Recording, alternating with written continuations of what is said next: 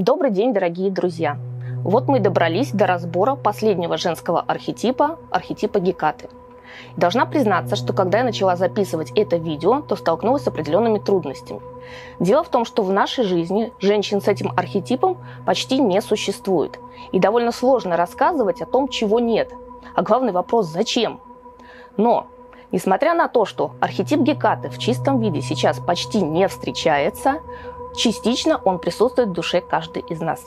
Более того, рано или поздно очень многие женщины начинают испытывать потребность и тягу к этому архетипу, потому что Геката – это прежде всего заступница. Заступница и защитница всех тех женщин, которые пострадали от мужчин. Если мужчина их обижал, унижал, поднимал на них руку или тем или иным способом обошелся с ними несправедливо.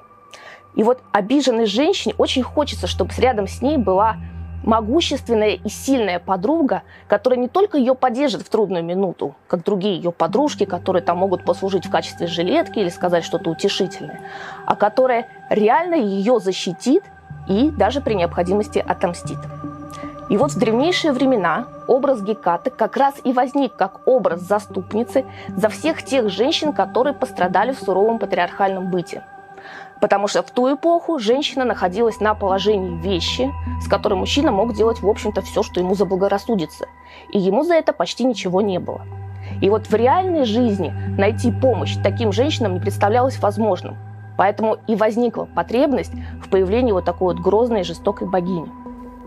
А сейчас я хочу вам зачитать короткий отрывок из книги «Легенды и мифы Древней Греции», в котором как раз описывается, кто такая Геката и как она выглядит. Над всеми привидениями и чудовищами властвует великая богиня Геката. 3 тела и 3 головы у нее. Безлунной ночью блуждает она в глубокой тьме по дорогам и у могил, со всей своей ужасной свитой, окруженной стигийскими собаками. Она посылает ужасы и тяжкие сны на землю и губит людей.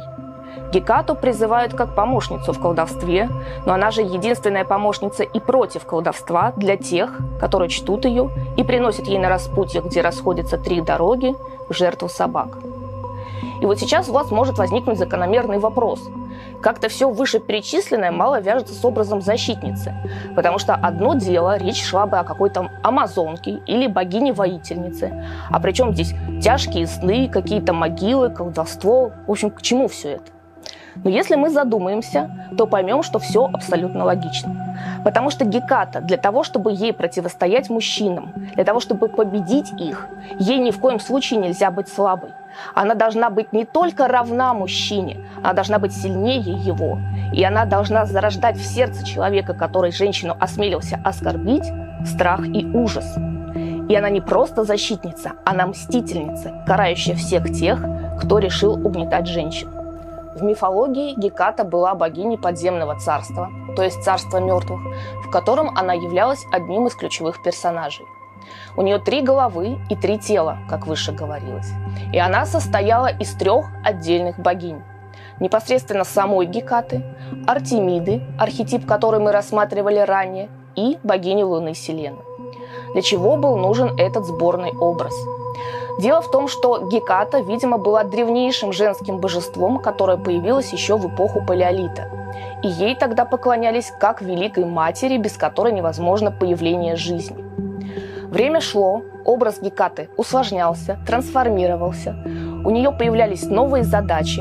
Она теперь была не только великая мать, но и защитница всех угнетенных женщин, плюс покровительствовала колдовству и тайным знаниям. И вот все эти функции было сложно совместить в одном образе. Поэтому и возникла триединая богиня, или, как ее чаще называют, трехликая. И как трехликая богиня, Геката символизировала собой прежде всего 3 фазы Луны, потому что в ее составе была богиня Луны Селена. А Луна, как мы все знаем, это символ колдовства. И все магические обряды, ритуалы или оккультные занятия происходят обычно ночью, во время той или иной лунной фазы. Также Геката символизировала 3 возраста женщины – юность, зрелость и старость. 3 жизненных этапа человека – рождение, непосредственно жизнь и смерть. И 3 времени – прошлое, настоящее и будущее. И если мы проанализируем этот образ, то вспомним, что он присущ не только античной мифологии, но и присутствует практически во всех этносах и культурах. Например, у скандинавов были 3 норны – Унд, Верданди и Скульд – прошлое, настоящее и будущее. Они были богинями судьбы, которые ткали полотно жизни человека. И хотя это были 3 отдельных персонажа, их легко можно было соединить в один образ. В современных неоязыческих религиях, например, в веканстве или в эзотерических направлениях, триединая богиня является одним из ключевых персонажей. Интересно, что архетип Гекаты мы не можем отнести ни к одной группе архетипов, которые мы с вами раньше рассматривали. Она не относится ни к группе уязвимых богинь, среди которых Гера, Диметра и Персефона, ни к группе независимых богинь Афине, Артемиде и Гестии, ни к группе алхимических богинь, среди которых присутствует только Афродита. Мы не можем определить ее ни в какую группу, она сама по себе. Но при этом архетип Гекаты совмещает в себе черты многих других архетипов. Например, Артемиды. Потому что Артемида, так же как и Геката, достаточно жестокая, суровая, защищает женщин и покровительствует родам. И если мы вспомним, как выглядит сама Геката, то в каждой своей руке она держит горящий факел. И свет этого факела освещает жизненный путь только что появившемуся на свет младенцу. Также Геката связана с Диметрой и Персефоной. Она была единственной богиней, которая помогала Диметре искать ее пропавшую дочь, которую похитил бог Аид. Так же, как Персефона, Геката является жительницей подземного царства, могущественной и грозной богиней. Только в отличие от Персефоны, Геката абсолютно независима и не находится под влиянием мужского начала.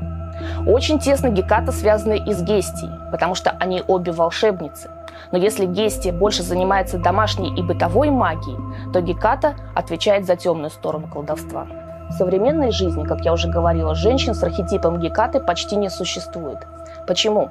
Потому что такая женщина должна заниматься магией, оккультизмом, на каком-то очень глубоком духовном уровне познавать этот мир.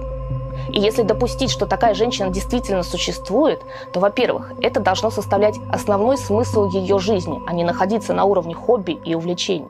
Во-вторых, если такие женщины все-таки есть, то их очень мало. И в-третьих, сложно отличить мистификацию, как вот, например, на битве экстрасенсов. Потому что те женщины, которые туда приходили, претендовали на роль колдуней, и, конечно, внешне они выглядели как Геката. Но потом мы выяснили, что все это были актрисы. Если говорить о частичном присутствии архетипа Гекаты, то он есть почти в каждой из нас. Все мы слышали выражение о том, что каждая женщина немножко ведьма. И вот это вот как раз об этом. И если говорить о частичной Гекате, то, конечно, мы можем увлекаться и оккультизмом, и магией, и тайными знаниями, и вполне допустимо, чтобы это находилось на уровне увлечений и хобби. И, конечно, женщина с частичным присутствием Гекаты может иметь и семью, и мужа, и детей. Только единственное, что для нее это никогда не будет главной целью в жизни, и она будет более независима, чем другие. Теперь давайте поговорим о том, какой литературный персонаж мог бы проиллюстрировать женщину с архетипом Гекаты. И здесь у меня тоже возникли трудности, потому что я нашла всего 2 примера. И, кстати, буду вам очень признательна, если вы вспомните и другие варианты и напишите их в комментариях. Я с удовольствием и с интересом почитаю. Итак, что же это за примеры? Во-первых, в «Игре престолов» существовала вера в 7 богов. И среди этих 7 богов была Дева, Мать и Старица. И вот если их сложить вместе, как раз очень четко получается образ триединой богини. И второй пример – это трагедия Шекспира «Макбет», где главный герой встречает ночью на перекрестке дорог 3 ведьм, которые предсказывают ему будущее.